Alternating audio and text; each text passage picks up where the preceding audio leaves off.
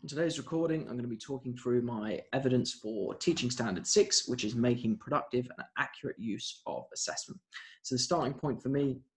in terms of my ability to assess my pupils was feedback from my mentor, which his specific recommendations were in relation to how I was recording progress that students were making lesson to lesson,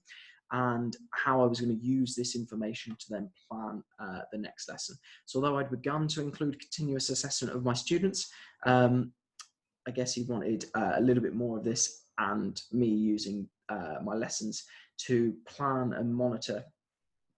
students' subsequent achievement. In a quick search of the literature, I found that the importance of AFL is that it can double the rate at which students learn, and in order for it to be effective, it needs to be seamless, it needs to be easily integrated into the lesson, and also needs to provide meaningful and accurate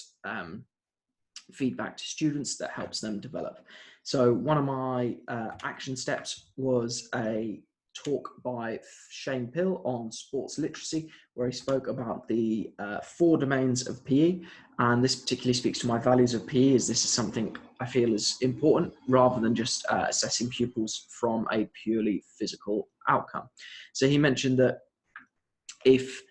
where do we want students to be by the time they finish their PE journey? And if we are saying that, for example, the psychological or the social benefits of PE are important, and these are one of our key outcomes, we need to come up with ways of measuring this. So if our goal is for kids to be able to make meaning beyond the classroom, and we want different outcomes, we need to structure PE in a different way. So obviously this assessment links pretty neatly in with the idea of how curriculums are designed. So now I had a better understanding of how to design a little bit more of a holistic curriculum. This got me thinking about how you may well assess this more holistic curriculum. So this brought me onto the heads, hearts and hands model, whereby the head represents tactical awareness and decision making, the heart represents students' effort and resilience in lessons, and the hands is simple physical abilities. So this was a talk I looked at by Liam Webb in regards to what this framework looks like within a lesson. Now, although he sets a specific head, hand and heart objective each lesson, I feel like this has the potential to potentially become overwhelming, and you might end up doing 3 different assessments for these different strands for each pupil, each lesson. And of course, this again can almost water down what pupils' understanding is of what they should be getting out of each lesson. So even though I really like the fact that it gives each pupil something to work on, this got me thinking about how this might work in terms of an assessment criteria, both between lessons, within lessons, and collectively from a group of lessons. So one of the ways that potentially I think could be useful in terms of ensuring that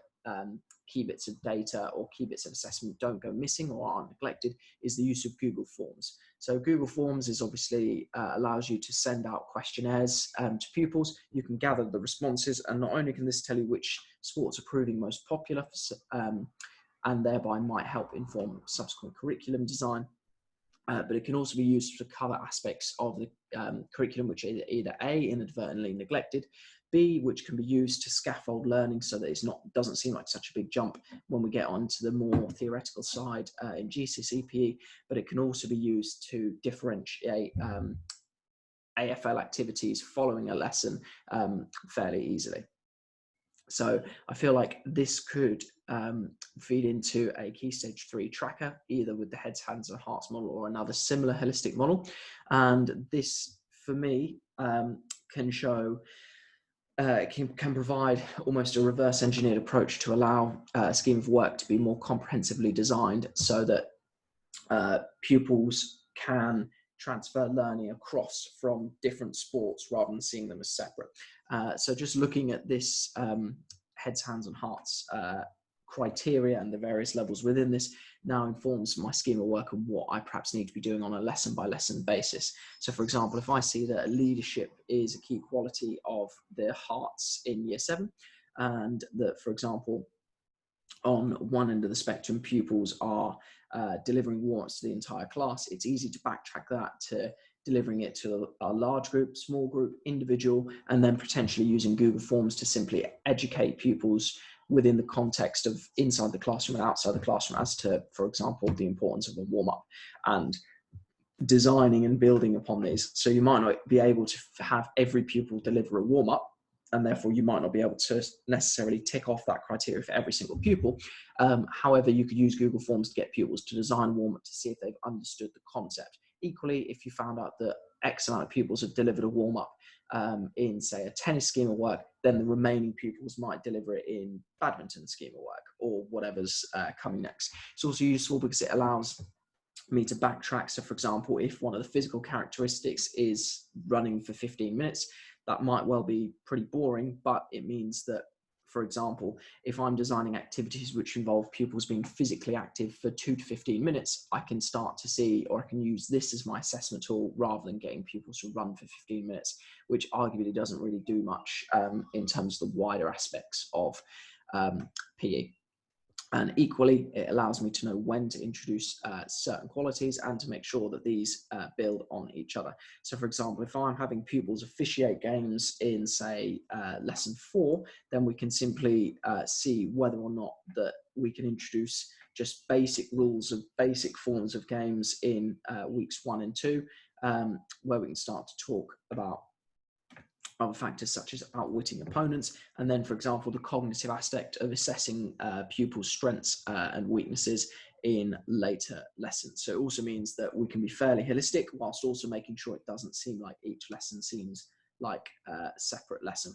So I've also noted down, because there's various different domains within PE to assess, I've also jotted down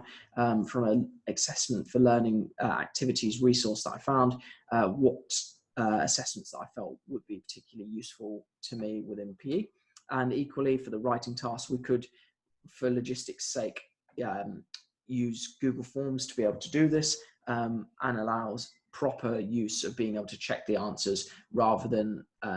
having to navigate the logistics of whiteboard pens, whiteboards, etc. on a field. So all of this data could then get fed into a Key Stage 3 tracker. Now, this is one that I saw on Twitter, but even though I've downloaded it, let's just use, for example, me punching in some random numbers for myself. So in here, you've got, say, heart in dance, so my resilience in dance might be a 2 out of 9. And not only does this provide a really useful framework to be able to have conversations with parents, so you can talk about effort levels, attitude levels within certain sports. Equally, if the whole cohort is reporting poor outcomes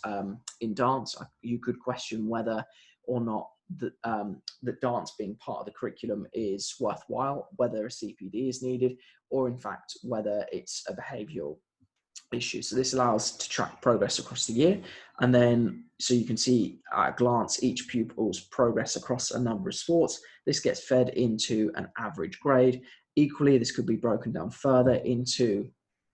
what that looks like lesson by lesson. Could then use this to track, for example, who's getting positives, negatives, who's following instructions, which pupils are you asking questions of each week, just so you can make the most of each